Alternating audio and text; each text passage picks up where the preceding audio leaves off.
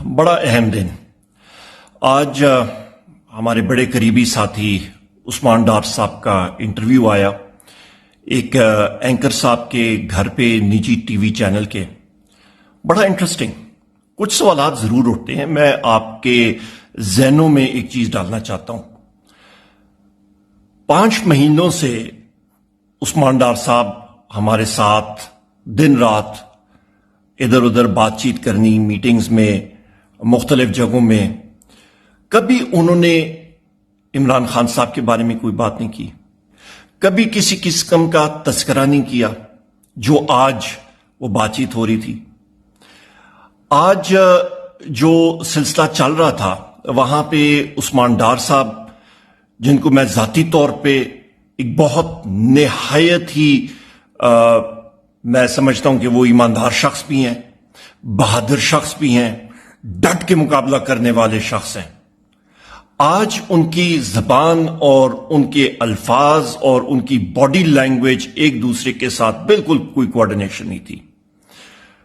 आप मुझे बताएं ख्वातीन और हज़रात कि किसी को एक इन्फोर्स्ड डिसअपियर्ड पर्सन 1 महीने के लिए रखा जाए, कैद तन्हाई में रखा जाए, उसके साथ तरह तरह का तशद्दुद किया जाए और अचानक एक दिन उसको नमूदार करके एक मीडिया पर्सन के घर पे उनसे एक चाय के कप के ऊपर इंटरव्यू दिलाया जाए, तो ये क्या होगा? ये तो जिस तरह पंजाब पुलिस इनकाउंटर करती है, तो ये तो स्टेज्ड एनकाउंटर था, उसका साफ जाहिर नजर आ रहा था।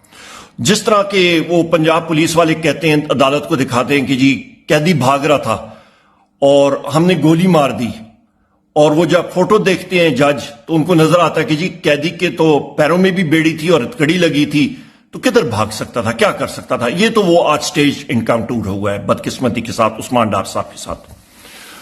आप ये भी अंदाजा लगाएं, उमर डार साहब ने कल शाम को ही एक वीलॉग उन्होंने रिलीज किया। वो डिमांड कर रहे थे कि उस्मान डार साहब को रिलीज किया जाए, और पीटीआई के हवाले से, इमरान खान साहब के हवाले से बहुत ही मुस्बत बातें, पॉजिटिव बातें। आप मुझे यह बताएं ख्वातीन और हज़रात, एक शख्स जिसकी वालदा, जिसके खानदान के घर पे तोड़फोड़ किया जाए, जिनकी वालदा को तशद्दुद का निशाना बनाया जाए, उनको रात के अंधेरे में आके पूरे खानदान को दरबदर किया जाए, उनकी फैक्ट्री को सील किया जाए, उनके घर को सील किया जाए, इससे क्या अक्स करते हैं आप? ये तो बिल्कुल एक बनाना रिपब्लिक की तरह हम लोग उस तरफ जा रहे हैं। अच्छा, फिर आगे हम लोग जाते हैं, स्टेज इनकाउंटर की भी मैंने बात कर दी। उनके भाई आमिर डार को अरेस्ट किया गया। उसके बाद आप ये देखें कि ये एक पूरा भोंडा तरीका था कि इमरान खान साहब के खिलाफ एक पूरा नैरेटिव बनाया जाए, वो भी दम तोड़ गया।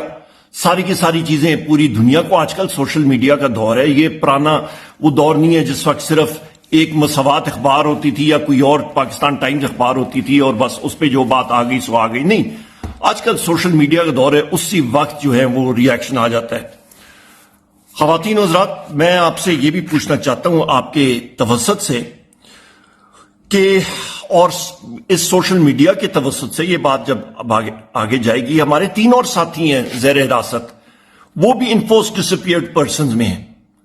उस पे मेरा भाई फरक हबीब साहब हैं, उसके साथ साथ सदाकत अब्बासी साहब हैं, उसके साथ साथ हमारे बुजुर्ग हैं, पुराने पार्लियामेंटेरियन हैं, शेख रशीद साहब हैं। क्या इसी तरह के मुख्तलिफ मीडिया चैनल या एंकर पर्संस के घर पे उनके इसी तरह के इंटरव्यू हमें सुनने को मिलेंगे? इस चीज को बंद कर दें खुदारा। 90 दिन इलेक्शन की तरफ जाएं।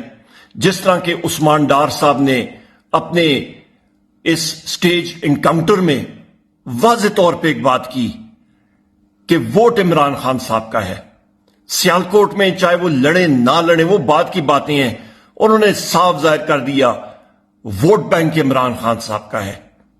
ख्वातीन और हज़रात, एक बात याद रखिएगा, वोट मेरे रब के हुक्म के साथ इंशाअल्लाह ताला पाकिस्तान तहरीक इंसाफ और इमरान खान साहब का है, और अगले वजीर आजम पाकिस्तान जो मर्जी कोई करे, जब रब का हुक्म होता है, रब का हुक्म होगा इंशाअल्लाह وزیر اعظم عمران خان.